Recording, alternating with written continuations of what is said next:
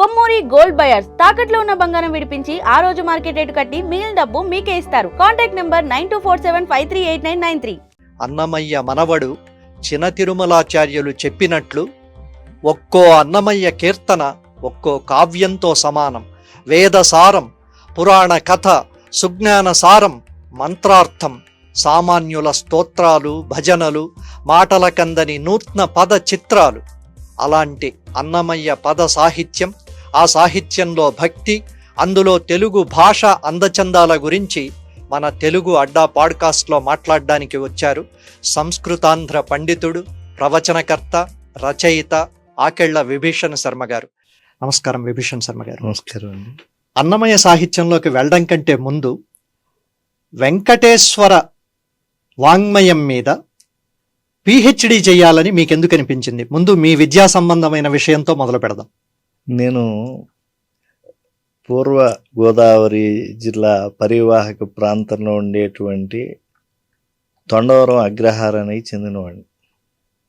అంటే తూర్పుగోదావరి జిల్లాలో తొండవరం గ్రామానికి చాలా ప్రాశస్త్యం ఉంది. ఆ గ్రామంలో నేను పుట్టడం జరిగింది. మా తాత ముత్తాతలు, మా సోదరులు అందరూ వేదాధ్యయనం చేసినటువంటి వాళ్ళే. నేను కూడా ప్రాయికంగా కొంత చేయటం జరిగింది. కొన్ని అనారోగ్య సమస్యల చేత కొద్ది కాలం విరామం రావటం వల్ల ఆ తర్వాత మా తండ్రి గారు తిరుమల తిరుపతి దేవస్థానంలో ఉద్యోగించేవారు. ఆకెళ్ళ అచ్యుతరామశర్మ గారు, అచ్చెన్న శాస్త్రి గారు అనేవారు. వారు అక్కడ పనిచేస్తూ ఉన్నారు కనుక నేను తిరుపతిలో తర్వాత సంస్కృత అధ్యయనం చేశాను. ప్రాక్శాస్త్రి నుంచి పిహెచ్డి వరకు కూడా రాష్ట్రీయ సంస్కృత విద్యాపీఠం, ఇప్పుడు అది జాతీయ సంస్కృత విశ్వవిద్యాలయం, నేషనల్ సాంస్క్రిట్ యూనివర్సిటీ అంటున్నారు, అక్కడ చేయటం జరిగింది. తర్వాత ఏదో ఔద్యోగికంగా నాకు కొంచెం విలక్షణంగా అధికారాలు ఉండేటువంటి విభాగంలోకి వచ్చింది. వ్యవస్థాపక విభాగంలోకి వచ్చినా కూడా స్వతహాగా నాకు ఉండేటువంటి సంస్కృతాన్ని వదిలిపెట్టలేదు. ఈ సంస్కృతంలో చదువులో భాగంగా మీరు అడిగినటువంటి అంశం వెంకటేశ్వర స్వామి పైన ఎందుకు పిహెచ్డి చేశారు అని. అంటే చిన్నప్పటి నుంచి కూడా తండ్రి గారు చేయబెట్టుకుని, అమ్మగారు చేయబెట్టుకుని ఆ గుడిలోకి వెళ్ళటం, భగవంతుడంటే ఆయనే అనేంతటి ఒక విశ్వాసం కలగటం. తర్వాత ఏంటంటే సెలవుల్లో తొండవరం వెళ్ళిన ఆ తొండేశ్వర స్వామికి కానీ మా ఈ వెంకటేశ్వర స్వామి వారికి కానీ ఏమీ భేదాన్ని దర్శించలేనటువంటి ఒక సంప్రదాయానికి చెందిన వాడిని అవటం వల్ల వెనకటి ఈశ్వరుడే వెంకటేశ్వరుడు అనేటువంటి భావంతో ముందుకు కొనసాగాను. నన్ను పరిశోధనాంశం ఏం చేస్తామని ఎస్పి రమణాచార్యులు గారు అడిగినప్పుడు నేను మొహమాటం లేకుండా వెంకటేశ్వర స్వామి వారి వైదిక స్తోత్రాలపైన చేస్తానండి అని అన్నా. పరిశోధన చేసే అన్ని పుస్తకాలు ఉన్నాయి, కానీ ఈ ఆలోచన ఎవరికి రాలేదు.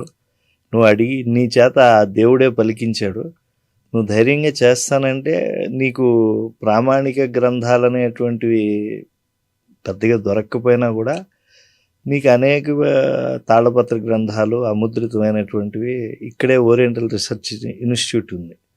శ్రీ వెంకటేశ్వర విశ్వవిద్యాలయంలో ఉండేటువంటి Shri Venkateswara oriental research institute ఒక పెద్ద పెన్నిధి, అది అక్కడే ఉంది అని చెప్పి బాగా ప్రోత్సహించారు వారు. ప్రోత్సహించడంతో ప్రారంభించాం. అది మొట్టమొదట వెంకటేశ్వర స్వామి వారి యొక్క స్తోత్ర సాహిత్యంపై వెలువడినటువంటి పరిశోధన ప్రబంధం. మొదటి పిహెచ్డి నాదే. తర్వాత ఏమన్నా చేశారేమో కూడా నాకు తెలియదు. చేసినా అది రెండోదే అవుతుంది, ఎందుకంటే అప్పటి వరకు ఏమీ ప్రామాణికంగా లేవు. గుణినిష్ట గుణాభిధానం స్తోత్రం అంటారు. అంటే ఒక వ్యక్తిలో కానీ లేదా మనం ఆరాధించేటువంటి భగవన్మూర్తిలో కానీ ఉండేటువంటి గుణములు, ఈ గుణములు ఎలా తెలుస్తాయి అని అంటే ఏతావతాళం అఘ నిర్హరణాయ పుంసాం యత్కీర్తనం భగవతః గుణ కర్మ నామ్నాం.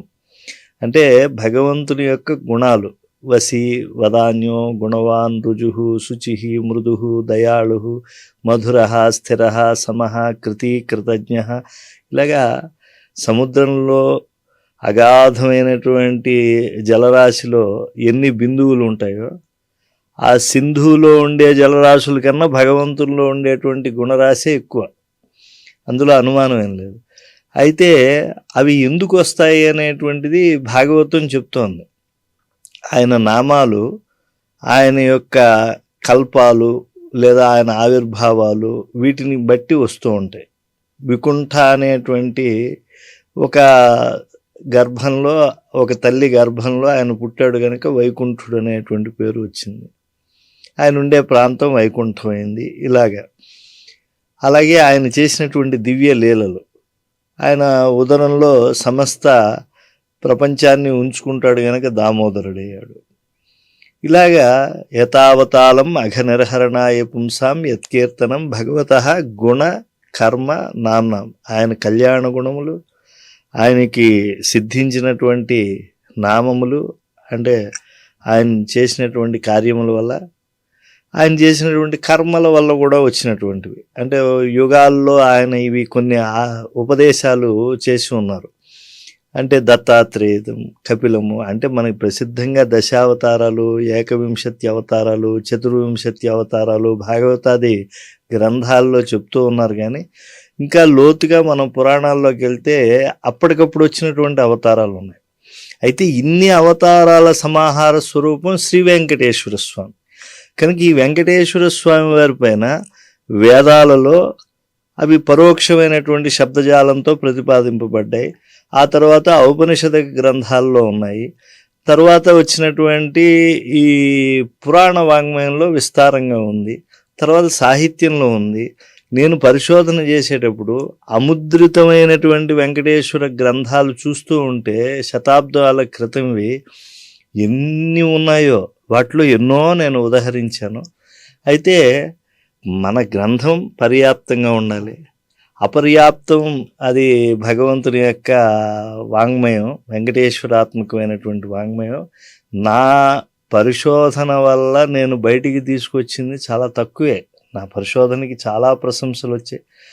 దాన్ని పరిశీలించినటువంటి సముద్రాల రంగరామాచార్యులు గారు కావచ్చు, సముద్రాల రంగరామాంజాచార్యులు గారు కావచ్చు, లేదా మరో పరిశోధన పర్యవేక్షక నిర్ణేతగా వచ్చినటువంటి ఆచార్య కె ప్రతాప్ గారు కావచ్చు, వాళ్ళు ఉత్తమమైనటువంటిదిగా దాన్ని తీర్మానించి ప్రశంసించి నాకు యూనివర్సిటీ కూడా వెంటనే దాన్ని ఇచ్చి చాలా సత్కరించింది ఘనంగా.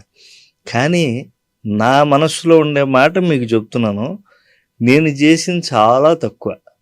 ఇంకా వెంకటేశ్వర స్వామి వారివి ముద్రాపించవలసినటువంటి గ్రంథరాశి సంస్కృతంలో అనంతముగా ఉంది.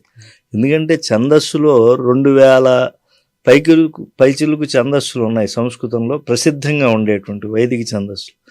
ఈ 2000 ఛందస్సుల్లోనూ కూడా అనేకమైనటువంటి కవిత్వాలు ఉన్నాయి. కాబట్టి ఈ వాంగ్మయం ఇంకా బయటికి రావాల్సినటువంటి అవసరం ఉంది.